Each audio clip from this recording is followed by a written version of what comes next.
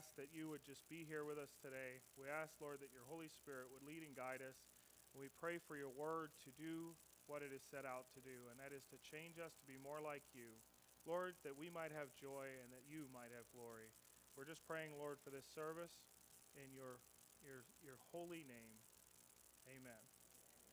Amen. If you have your Bibles with you, you guys can turn to Ecclesiastes 5, verse 10. If not, we're going to have it on the screen. Isn't that cool? Check that out. Huh? That's pretty cool. Ecclesiastes 5, verse 10. So, he who loves money will not be satisfied with money. Whoa. I know we all know this, but do we know it, right? Do we actually know it? Like, say, well, I don't love money, I'm broke. Well, how much do you think about money? How much does money consume your everyday life? How stressed out do you get whenever you're low on money? How joyful do you get when you have lots of money, right? Sometimes you have lots of money, sometimes you have little money, but if the focus is on money, then you love money, right? And we keep knocking our heads against the walls, and we never understand, though we go back time after time after time chasing money, we never understand that it doesn't satisfy us. It didn't satisfy us last time, but this time, once I get my money, once I am financially secure, if you will, right?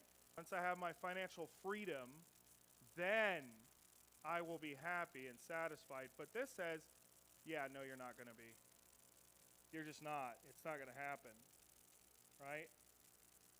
Money is not God. And you can't serve money as if though it were God. But if you try to do that, and your life is consumed of, looking through your checkbook and making sure you're just doing the exact perfect budgeting and everything is just so perfect, and your whole life is consumed with money, and you worry and you stress and you fret, and you're constantly thinking about, well, if I had or if I hadn't, right? How about how we judge people, right? We judge people based on their financial status, like, oh, he's rich, he's good, or he's poor, he's good, right? Some of you think that being poor is so honorable. Some of you think that being rich is so honorable. It's all crap. Congratulations. It's all crap. There are rich people who are righteous. There are poor people who are righteous. There are evil people who are rich. There are evil people who are poor. And when you judge people based on money, guess what? Congratulations, you love money. Your focus is on money. It's still money, isn't it? It's always money. Come on, married couples fight about two things. They get divorced about two things: sex and money, right? And not necessarily in that order. Sometimes it's the same time. But it's always sex and money. Our focus is largely on money, whether you like to admit it or not. And what we are promised in this is that you will not be satisfied. You say, well, this person shouldn't have a lot of money. This person should have a lot of money. Your focus is on money. Congratulations. You will not be satisfied as long as that continues. Nor he who loves wealth with his income, right? You're working your way up the corporate ladder. It's like, hey, once I get my promotion, then I'm going to make $400 more a week, and then I can save it, and I'm going to do all this stuff with my money, and it's going to be fantastic. And you build up and you build up your wealth, and you build up and you build up, and guess what? You're never satisfied. Because the next position pays $400 more a week, and then the next one, and then the next one, and you just strive for what? Money. It's all about the corporate ladder. We've been taught and conditioned in America the way to get somewhere in life is climb the corporate ladder all the way to the top, and then you will have arrived. But when you do, you realize it's not enough. It's never enough. It never will be. It never was. Right?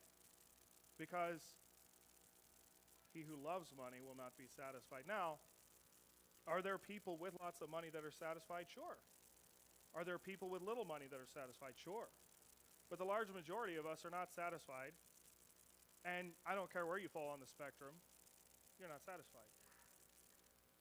You think, I can buy my way out of anything. I'll just do that, right? Any trouble comes my way, I'll just buy my way out. I've got the money in the bank. I got cushion is what they call it. I got cushion. So I'll just buy my way out. And yet, nothing.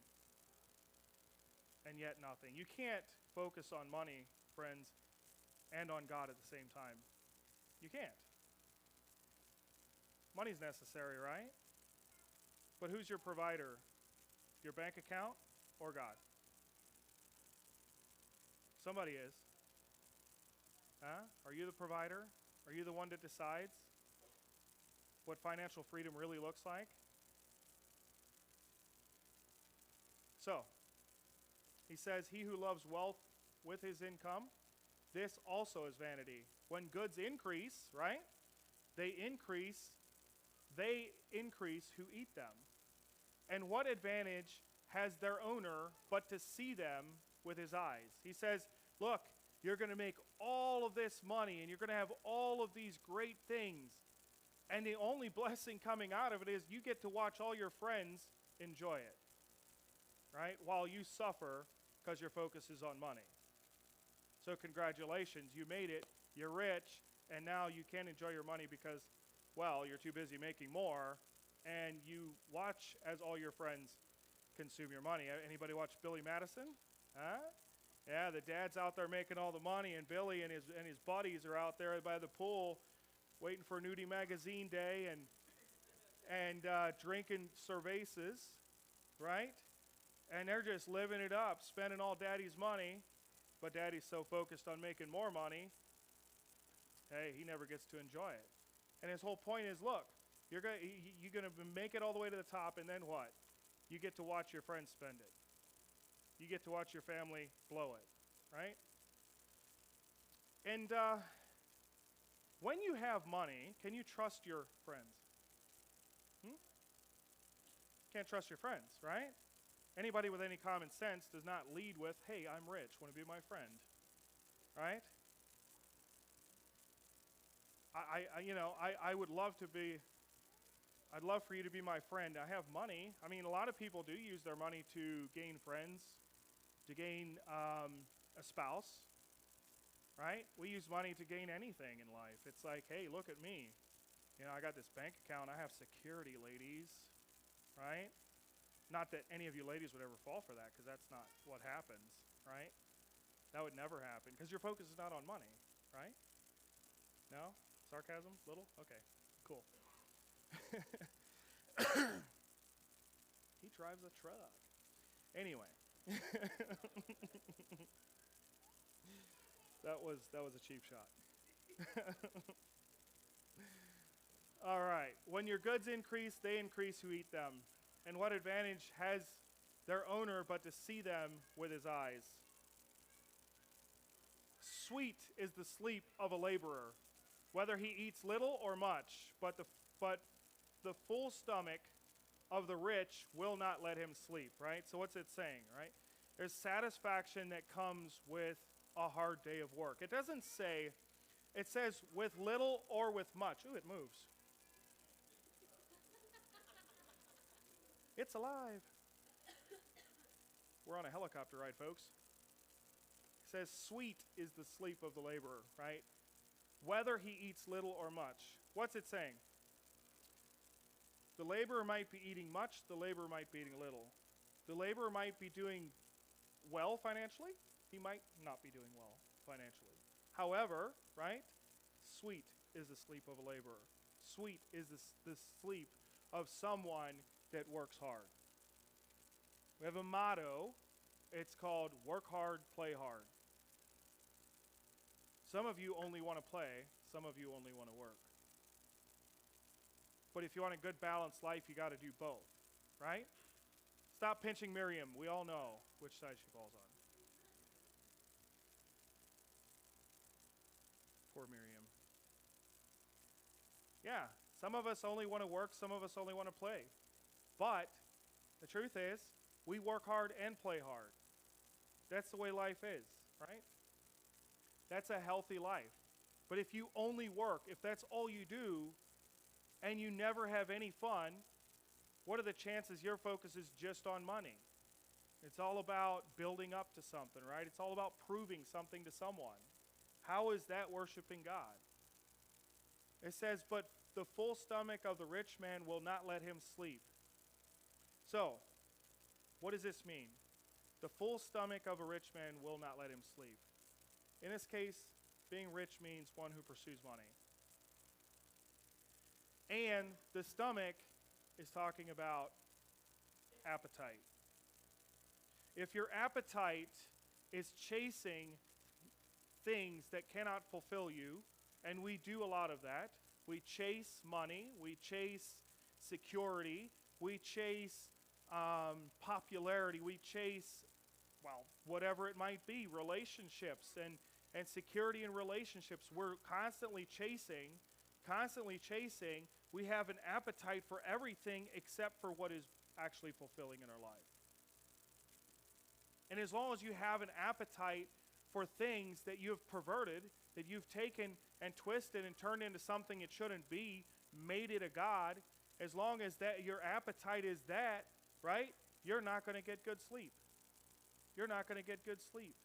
There's a theme all throughout Ecclesiastes. If you've never actually read through the book of Ecclesiastes, I ask you to give yourself the pleasure of reading through this book.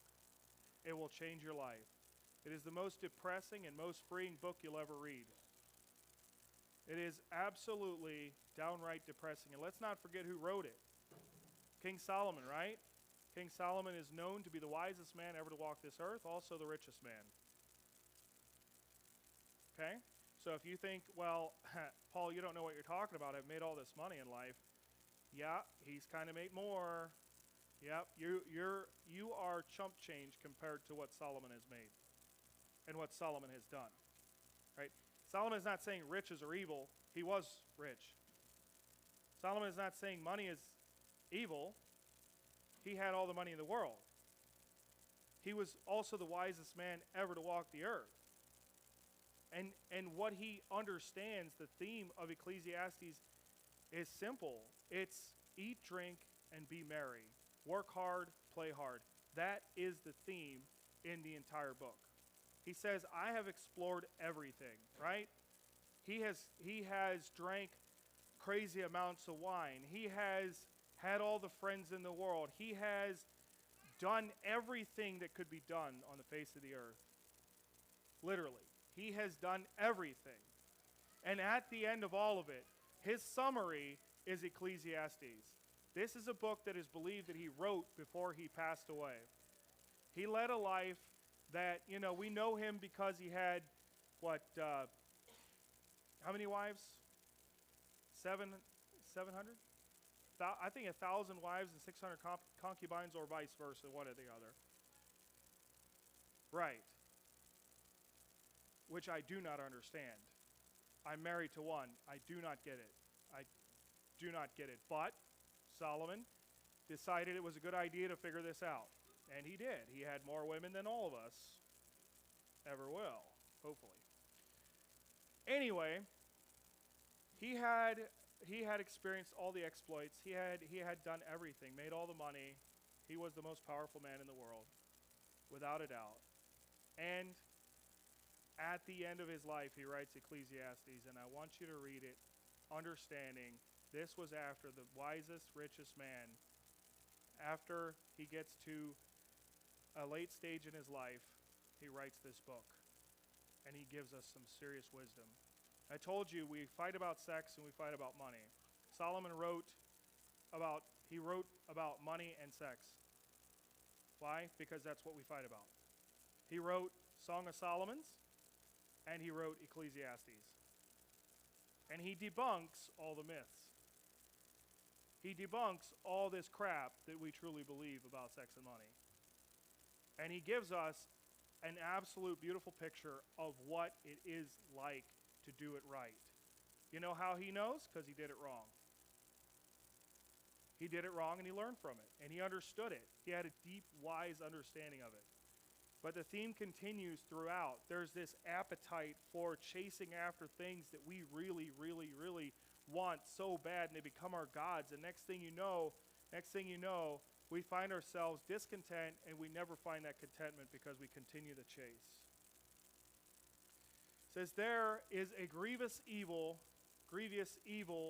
that I have seen under the sun. Riches were kept by their owner to his hurt. And those riches were lost in a bad venture. And he is a father of his son, but has nothing in his hand, right? He says you worked your way all the way to the top, and you had everything. You had all this money, and one day it's all gone. In one day it's all gone. This is why we cannot put our trust in money, because money comes and money goes. The Apostle Paul tells us, I have had much and I've had little, and I've found a way to be content in both. If you have not found a way to be content without money, you will not be content with money, right? We are to find contentment in both places in life. And if we don't, and I pity the person who never has to ever rely on God for money. I feel very sorry for that person. One of the greatest blessings of my life is that there's times where I have plenty and there's times when I have little. Now, do I resist that? Yes. Yes, I do. Yes, I do, because I am evil and wicked. And you are too. Congratulations. Yes, you are too. But what a blessing it is to have to rely on God financially. If you are so focused on getting yourself to a place where you don't, you will never be satisfied. We learn that, right? However, he says, this is a grievous evil. Riches were kept by their owner to his hurt. Meaning, you stashed it up. It was all about hoarding me. I'm going to keep it all. And those riches were lost in a bad venture. It can go like that. Why do we continue to put our focus on something that will continue to let us down? Over and over and over and over and over. This is why I don't like,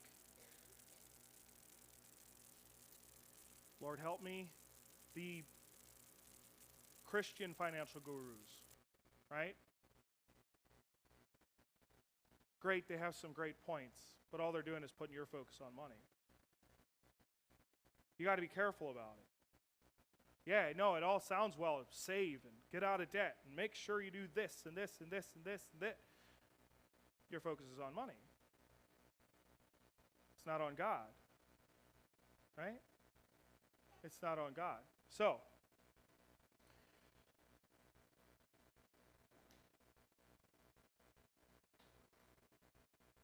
the other point it's making is that he says he has a son but has nothing in his hand, right? All this money that you found security in, it's all gone now. What you thought was going to bring you security, now it's all gone, and you have nothing left to give to your children. Especially not advice. Because what? You going to teach your kids to love money too? You're going to teach them that financial security is the key to life? You're going to teach them that the only way you're going to get through is if you just work and you know what? You can take vacations when you retire. You can have fun once you retire. You're going to teach your kids you just play, don't worry about it. Are you going to teach your kids to focus on money, or are you going to teach your kids to focus on God? And you say, well, I'm going to teach my kids to focus on God. Are you focused on God? How are you going to teach your kids something you don't do? How are you going to pass along something? You know, the greatest thing he could pass on to his kids is not the actual money that he lost, though it would be a blessing, especially in that day. You didn't want to be broke in that day. greatest thing he could pass on is an example and advice that God is the only way. That God is the only way to actually find any kind of peace and security. So, it says, as he came from his mother's womb, he shall go again, naked as he came, and he shall take nothing for his toil, that he may carry away in his hand. It says, look, we work our whole lives, right? We work our whole lives, and then we die. I know this is depressing, but it gets better. Just hang in there. We work our whole lives, and then we die. It seems senseless. It seems pointless. It seems almost like demoralizing, right? It's like, what's the point? And yet he says, work hard, play hard. That's what he says.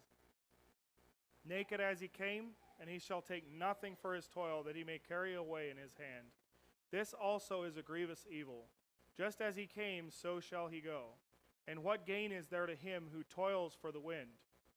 What gain is there to him who toils for the wind? Meaning who works for the wind. Meaning chasing things that are not worthy to be your God.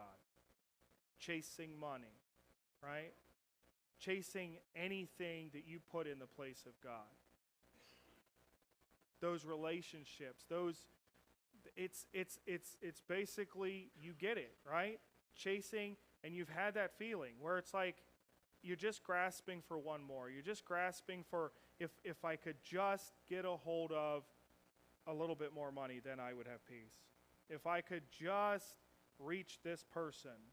If I could just get my foot in that door. If I could just, and you reach, and you reach, and you reach, and you reach, and you find out, time and time again, there's nothing there.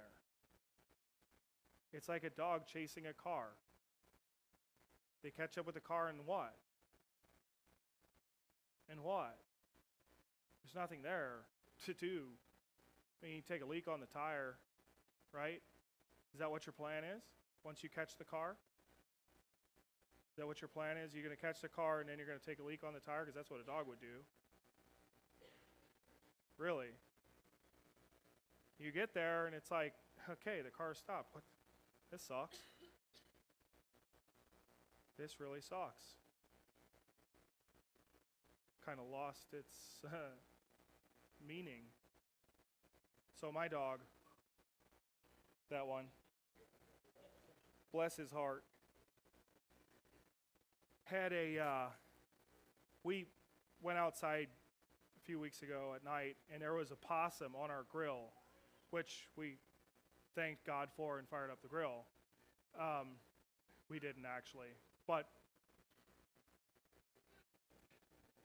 it was of good eating size. And where Ryan's from, they would have eaten it down by the creek. They would have eaten that thing.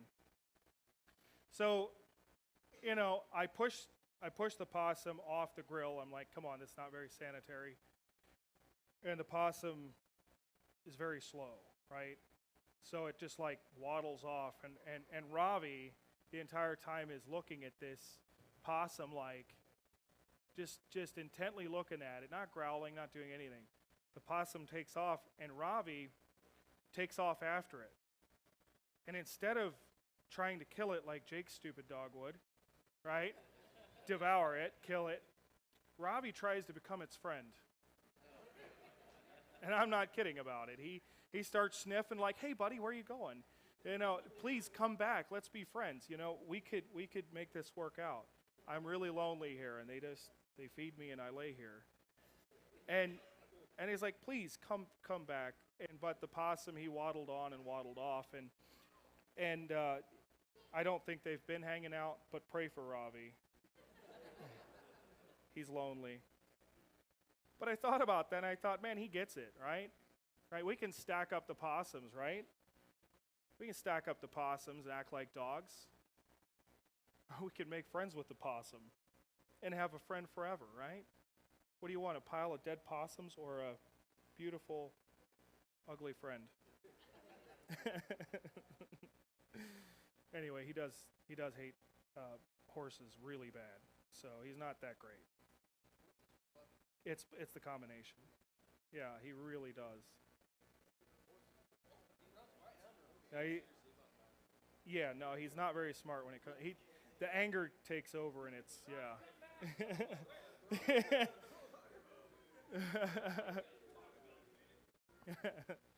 Yeah.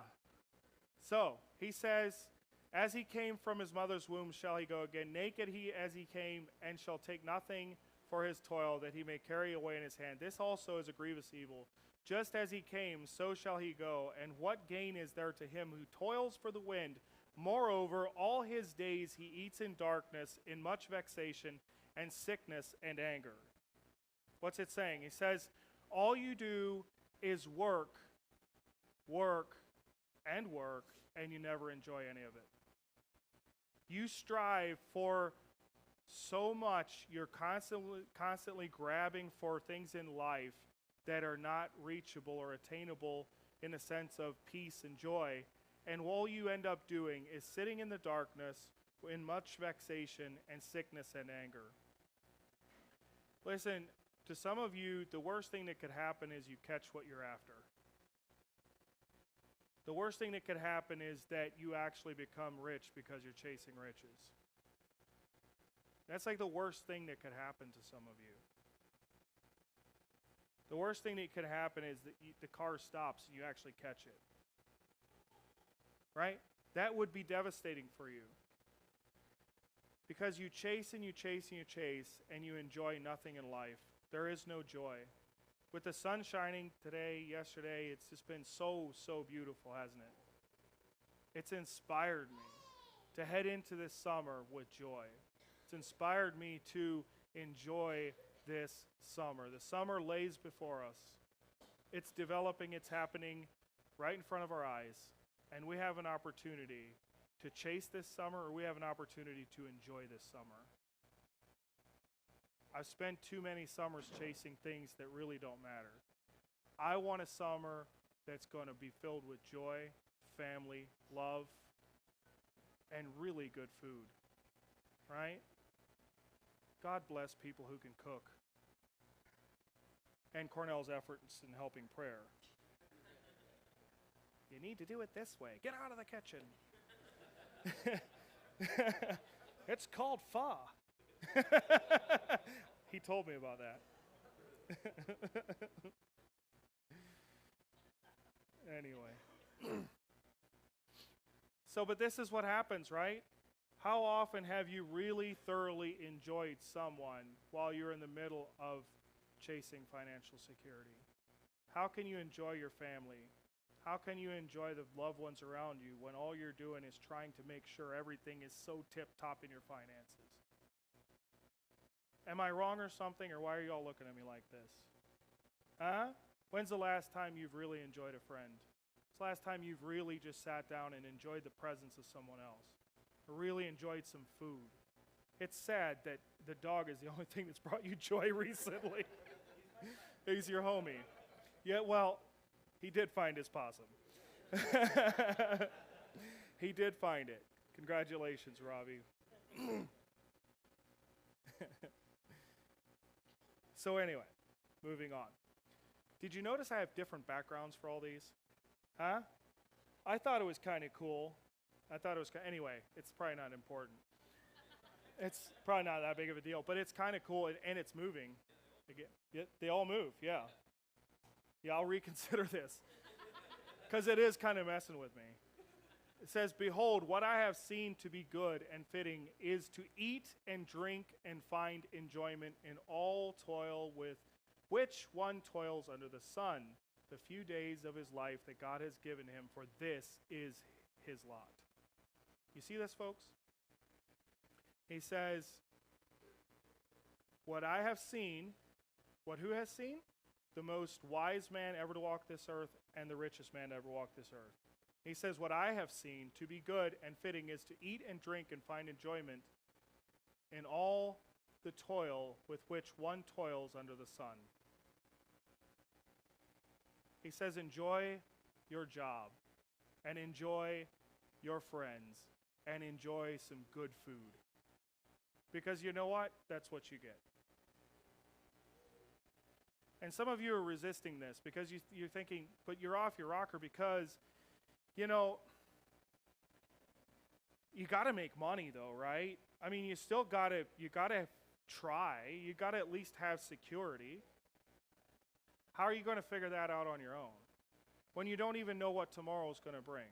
How are you going to provide for yourself when you're so closed in? You say, oh no, I watch Fox News. I know everything that's going on in the financial world. I got this, right? You're a fool. You say, I've made so much money. You're a fool if you think because you've done well in life that somehow you contributed to it. You're a fool. One of the greatest blessings, again, is that God has given everything that has ever happened in my life that was a success was given to me by God. Every one of those things was an opportunity. And if you can't see the things that have been good in your life as opportunity, then you're a fool. If you see it as something that you accomplished, you're a fool. Because remember, you're going to die. You're going to die. And all of everything you worked for is going to be gone. And then what? You're going to get old. And then all the things you've worked for, what, you're going to sit there and just wishing your family would call you. Just wishing your kids would call you one time. Just, maybe they'll call today. Because life has lost all its purpose. Let's see what our neighbors are doing. Oh wait, they're always busy because we're not their friends anymore. We spend our whole life just focusing on us. And it's a lonely death. It's a lonely, lonely life. You're not going to work your way into security or happiness or joy or peace. You're going to work hard and you're going to play hard because that's what we got in this life. That's what we got. And that is depressing for those of you resisting this. But for those of you who are ready for this, this is joyful. This is joyful. God has blessed us with so many wonderful things. First and foremost, this beautiful family right here. We get to enjoy each other. And if money comes along, money comes along. If money goes, money goes. But what we have is each other. What we have is the joy of sitting around a table, eating some food, and drinking some wine or grape juice for some of you addicts. And just chilling and having some real heart-to-heart joy. That's what we have. That's a wonderful thing. Money comes, money goes, but God is forever. Right? You were born and then you die, but God is forever. Our focus needs to be on God, not on everything else. Because when we can focus on Him, we can find true joy. That joy that you think you're going to grab by the next handful, that joy you're looking for is in the hands of God. And it's sitting around the table tonight while you eat. It's in your house, the one whom you're married to. It's the children that you laugh and play with. It's the job that you put your whole heart into. That's what life is about. That's what life is about. So I don't know what you've been chasing, but stop and understand the Lord is near, right here. The Lord is near, and He loves you, and He cares about you, and He knows that all those things you're chasing are not going to give you any kind of peace, not going to give you any kind of joy. They're only going to further you into confusion, into anger, into hatred, into bitterness, into being a judgmental jerk, because that's what it does. It just makes you a judgmental jerk. You chase, you chase, you chase. But at the end of the day, like I said, it's meeting God on your knees. It's holding your wife, your husband, playing with your children, hanging out with your friends, eating a good meal. Doesn't a summer like that sound great? A summer without stress, constantly worrying about where I'm going to take care of myself next, how I'm going to take care of me. Selfish, foolish we are. Tonight we get a beautiful opportunity to enjoy our lives. So let's do it. Let's enjoy ourselves. Make the most of what we got in this short life. It's a short life, folks. Right? They say time goes faster as you get older. Well, I don't look at time, but I'm sure you're right. I don't try to keep track, but what I do know is winter's coming quick enough. And I hate winter with a passion. And again, some of you think, oh no, I love winter. Well, we don't love you, so yeah. Jesus does, though. I just want to, as a, technically from the pulpit, I should say that Jesus does love you, and I'm trying. So, at any rate, we're going to end there. I had a lot more, but I'll finish that Bible study on Monday, perhaps. So, you guys look hungry and angry, so I'm going to let you guys go and eat. So, I'm going to have Cornell close. Tino's not here, and then you can play a song after that, after she's done closing. So.